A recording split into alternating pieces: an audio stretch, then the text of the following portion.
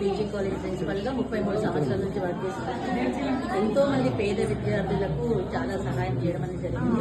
103 సంవత్సరాల ఇన్స్టిట్యూషన్ అది శారదా విద్యాలయం.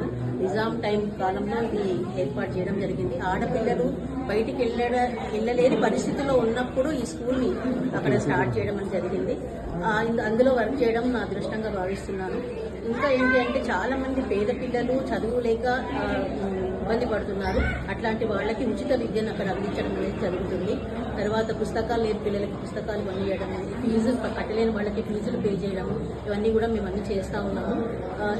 ఆ ఇన్స్టిట్యూషన్లో నేను వర్క్ చేయడం అనేది నిజంగా అదృష్టంగా భావిస్తున్నాను.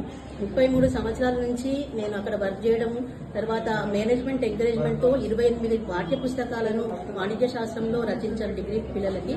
తర్వాత పీజీ పిల్లలకి కూడా నేను పాఠాలు చెప్తా ఉంటాను, యూజీ అండ్ పీజీ పిల్లలకి. తర్వాత పిల్లలు ఏంటి అంటే వాళ్ళు చాలా టాలెంట్ ఉంటుంది, కానీ బ్యాక్గ్రౌండ్ సరిగ్గా లేకపోవడం వల్ల, ఇంట్లో పరిస్థితుల వల్ల పిల్లలు చదువుకోలేకపోతుంటారు. అట్లాంటి వాళ్ళకి మా దగ్గరే 1 గంట సేపు కూర్చోబెట్టి చదివేయడము, బాగా చదువుకొని మంచి పొజిషన్లో ఇప్పుడు పిల్లలు ఉన్నారు. వాళ్ళందరూ కూడా మమ్మల్ని గుర్తు చేస్తున్నారు. ఎంతో మంది డాక్టర్లు అయ్యారు, తర్వాత లాయర్లుగా ఉన్నారు, తర్వాత ప్రిన్సిపల్గా వర్క్ చేస్తున్నారు, తర్వాత పెద్ద పెద్ద పొజిషన్స్లో ఉన్నారు. వాళ్ళందరూ మా దగ్గరకు వచ్చి, మేడం మీ వల్లనే మేము చదువుకున్నాము, లేకపోతే ఎక్కడ ఉండే వాళ్ళము, మీ వల్లనే మా ఆర్థిక పరిస్థితి అనేది బాగుపడింది, మా కుటుంబం అంతా బాగుపడింది అని చెప్తా ఉంటారు. దానికి నేను చాలా హ్యాపీగా ఫీల్ అవుతూ ఉంటాను. మొన్న ఈ మధ్య ఒక రెస్టారెంట్ ఓపెన్ అయింది. ఆ రెస్టారెంట్కి వెళ్ళాము మేము చూడడానికని. అక్కడ మా అమ్మాయి ఒక మేనేజర్గా వర్క్ చేస్తుంది.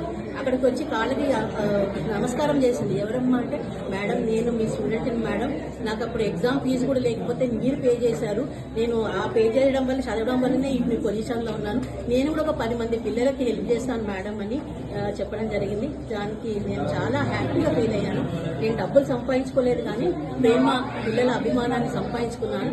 అది నాకు చాలా జీవితాంతం నాకు అది రుణపడి ఉంటాను. Thank you very much.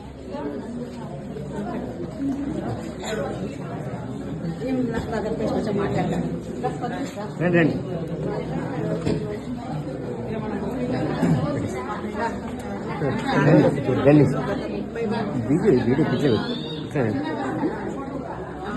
Okay science only కొంచెం పెద్ద